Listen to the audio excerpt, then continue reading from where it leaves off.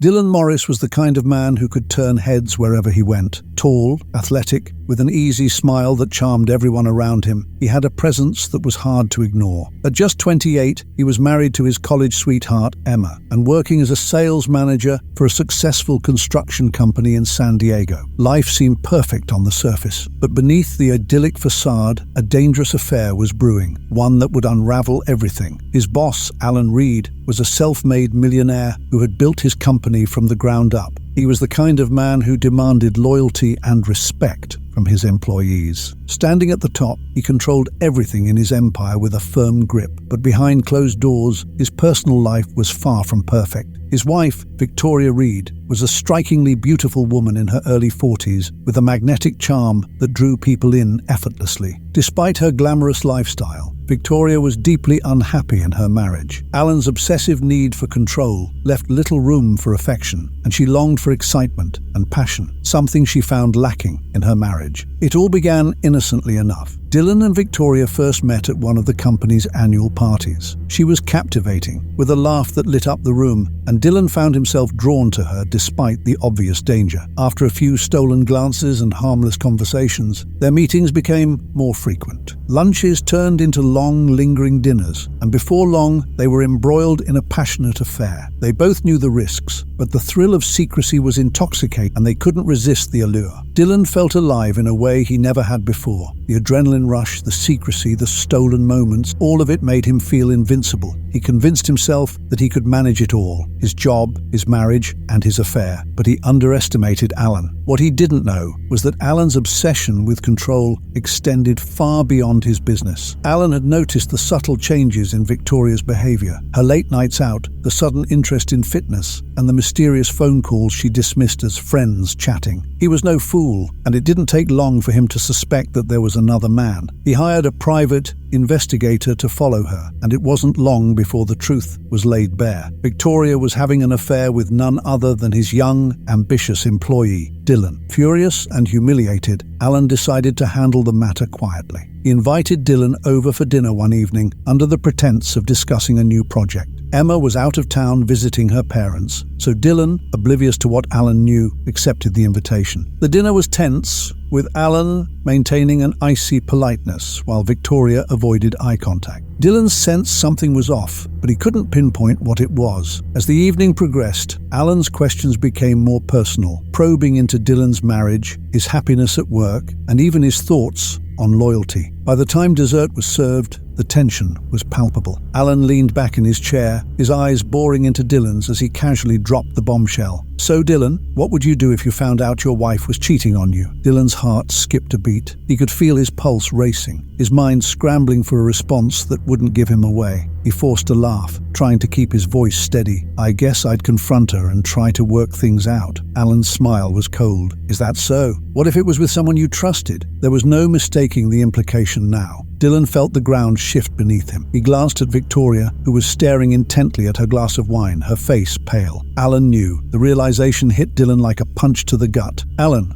Dylan began, but Alan cut him off with a wave of his hand. "Don't bother, Dylan. I've known for weeks." Alan's voice was calm, almost too calm. "You see, I don't like people betraying me, and I certainly don't like my wife being treated like a cheap fling." Dylan opened his mouth to apologize, to say something, anything that could diffuse the situation, but the words caught in his throat. Alan stood up, his eyes never leaving Dylan's. "You're fired, effective immediately," he said quietly. "And if you think of coming near Victoria or this company again, I'll make sure you regret it. Do you understand?" Dylan nodded, his throat dry, his world crumbling around him. Without another word, he stood and left, his mind a whirlwind of panic and fear. As he drove home, he couldn't shake the feeling that this wasn't over, that Alan's threat was only the beginning of something far darker, and he was right. Over the next few days, Dylan's life began to unravel. His reputation at work was destroyed as rumors spread like wildfire. Emma returned home to find anonymous letters detailing his affair with Victoria. Heartbroken and furious, she packed her bags and left, refusing to speak to him. Dylan was losing everything, but he had no idea that the worst was yet to come. As Dylan's life spiraled out of control, he became desperate. Alan's influence reached beyond the workplace, and it was clear that he wasn't going to stop until Dylan was completely ruined. The humiliation was unbearable, but it was the loss of Emma that pushed him over the edge. He tried contacting her, begging for forgiveness, but she refused to listen. Alone, jobless, and drowning in guilt, Dylan's thoughts grew darker by the day. Meanwhile, Alan had no intention of letting things rest. He kept a close watch on Victoria, knowing she was still emotionally entangled with Dylan. He began restricting her movements, cutting off her access to the outside world. Victoria, feeling trapped and terrified, tried to reach out to Dylan, but her attempts were intercepted by Alan's men. Dylan, feeling cornered, started drinking heavily. His thoughts were consumed by the events of that fateful night at Alan's house. He replayed every word, every gesture, wondering how he had misjudged the situation so badly. It wasn't long before his sadness turned into anger. Anger at Alan for destroying his life, and anger at himself for letting it happen. One night, as Dylan sat in his small apartment, nursing his fourth drink, his phone buzzed. It was a message from a number he didn't recognize. "He's going to kill me. I need your help, please." It was Victoria. The message was like a jolt of electricity. Dylan's heart raced as he reread the message over and over. Victoria was in danger,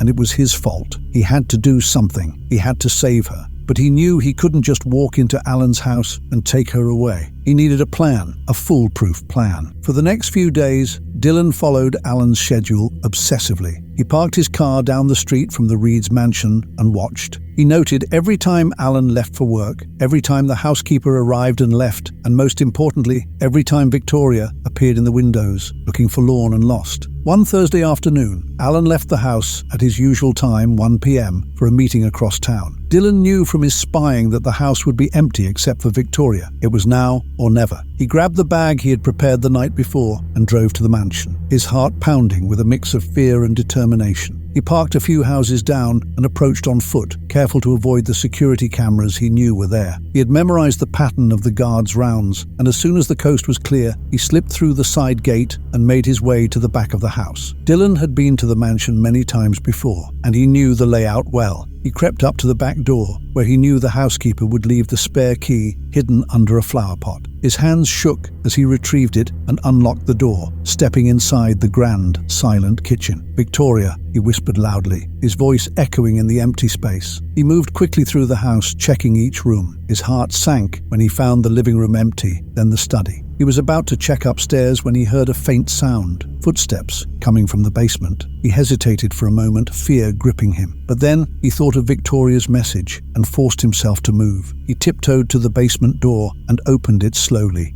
wincing as it creaked loudly. He descended the steps, the darkness and cold air enveloping him. "Victoria?" he called again, his voice trembling. He reached the bottom of the stairs and turned the corner, and there she was, sitting on the floor with her back against the wall. Her hands were tied and her mouth was gagged. She looked up at him with wide, terrified eyes. Dylan rushed to her side, pulling the gag from her mouth. "Oh my God, Victoria, what has he done to you?" "We have to get out of here, Dylan," she whispered urgently. "He's gone mad. He found out I was still trying to contact you. He's going to kill us both." Dylan fumbled with the ropes around her wrists, his fingers numb with fear. "I'm going to get you out of here, okay? We're going to leave right now." But as he finished untying her, they both froze. A voice echoed down the basement stairs. "Going somewhere?" Dylan turned slowly, his heart plummeting. Alan stood at the top of the stairs, a gun in his hand, his face twisted with fury. "Did you really think I wouldn't know? That I wouldn't find out?" Dylan pulled Victoria behind him, his mind racing for a way out. "Alan, please just let us go. We'll leave and you'll never see us again." Alan laughed, a cold, mirthless sound. "And let you two run off into the sunset? I don't think so." He took a step down the stairs, his gun trained on Dylan. "You destroyed everything, Dylan. My reputation, my marriage. You think I'll just let that go?" Dylan's mind was racing. He needed to distract Alan, to find a way to get Victoria out. "I'm sorry, okay? I made a mistake. But you don't have to do this." Alan's eyes blazed with anger. "It's too late for apologies." Without warning, he fired. The shot echoed in the confined space, and Dylan felt a searing pain in his shoulder. He stumbled back, clutching the wound, and Victoria screamed. She cried, trying to hold him up as he collapsed against the wall. "Please, Alan, stop this." But Alan was beyond reason. He stepped closer, his gun still aimed at Dylan. "You took everything from me," he hissed, his voice shaking with rage. "Now I'm going to take everything from you." Dylan's vision blurred from the pain, but he forced himself to stay conscious. He had to protect Victoria. He couldn't let Alan win. Summoning every ounce of strength, he pushed Victoria behind a stack of boxes and lunged at Alan, his good arm swinging wildly. The two men crashed to the ground, the guns skidding across the floor. They struggled, each fighting for control, but Dylan was losing blood fast. Alan's hand closed around the gun, and he swung it towards Dylan's head. But before he could pull the trigger, Victoria grabbed a heavy metal pipe from the floor and swung it with all her strength. The pipe connected with Alan's head with a sickening thud, and he crumpled to the ground, unconscious. Breathing heavily, Victoria dropped the pipe and rushed to Dylan's side. "We have to go now," she urged, her hands trembling as she tried to lift him. Dylan nodded weakly, his vision fading. "Get out of here, Victoria. Call the police." "I'm not leaving you," she cried, tears streaming down her face. She half carried, half dragged him up the stairs, her heart pounding in her chest. They stumbled through the house, Dylan barely conscious, and out the front door. Victoria fumbled with her phone, dialing 911 as they reached the street. "Please, we need help," she sobbed into the phone. "There's been a shooting. He's dying. Please hurry." As the sound of sirens approached, Victoria held Dylan's hand, praying desperately that help would arrive in time. But deep down, she knew that nothing would ever be the same again. The police and ambulance arrived within minutes, the blaring sirens cutting through the tense silence of the night. Paramedics rushed to Dylan's side, working quickly to stabilize him as Victoria watched, trembling with fear and shock. She was covered in Dylan's blood, her hands shaking uncontrollably as she tried to explain what had happened. "He tried to kill us," she stammered to the officers. "Alan, my husband, he shot Dylan." The paramedics loaded Dylan onto a stretcher, rushing him to the waiting ambulance. Victoria tried to follow, but the police held her back. "We need to ask you some questions, ma'am. Please, stay here." Inside the mansion, Alan was starting to regain consciousness. Blood trickled down his face from the gash on his forehead where Victoria had hit him. Dazed and furious, he struggled to sit up, only to find himself surrounded by officers. "Alan Reed, you're under arrest for attempted murder," one of them said sternly as he read Alan his rights. Alan tried to speak, his words slurred, but no one was listening anymore. He had lost control of everything. Meanwhile, at the hospital, doctors fought to save Dylan's life. The bullet had lodged dangerously close to his lung, and he was losing blood fast. Victoria sat in the waiting room, her mind reeling from the events of the past few hours. Every time she closed her eyes, she saw Alan's twisted, furious face, the flash of the gun, and Dylan falling to the ground. Hours passed before a doctor finally emerged, looking grave. "He's stable for now, but the next 24 hours are critical. We'll do everything we can." Victoria nodded numbly, sinking into the plastic chair. Relief washed over her, but it was fleeting. She knew the nightmare wasn't over yet. The trial that followed was a media sensation. Alan was charged with attempted murder and assault with a deadly weapon. He tried to paint himself as the victim, claiming he had acted in self-defense against a home intruder and his unfaithful wife. But the evidence was stacked against him. The security footage from the house, the text messages between Dylan and Victoria, and most damning of all, the 911 call recording Victoria had made captured everything. It didn't take long for the jury to reach a verdict. Alan was found guilty on all counts and sentenced to 25 years in prison. Victoria, though spared from legal repercussions, was forever marked by the ordeal. She visited Dylan every day as he recovered in the hospital, and eventually they both tried to piece their lives back together. But the scars ran deep. The affair that had begun as a thrilling escape had ended in blood and betrayal, leaving everyone involved shattered. Dylan, physically weakened and emotionally drained, struggled to come to terms with the choices he had made. Victoria, too, was haunted by the part she had played in the tragedy. In the end, they went their separate ways. The bond they had shared, forged in secrecy and passion, couldn't withstand the harsh light of reality. Alan's obsession, Dylan's recklessness, and Victoria's desperation had led them all down a dark, destructive path.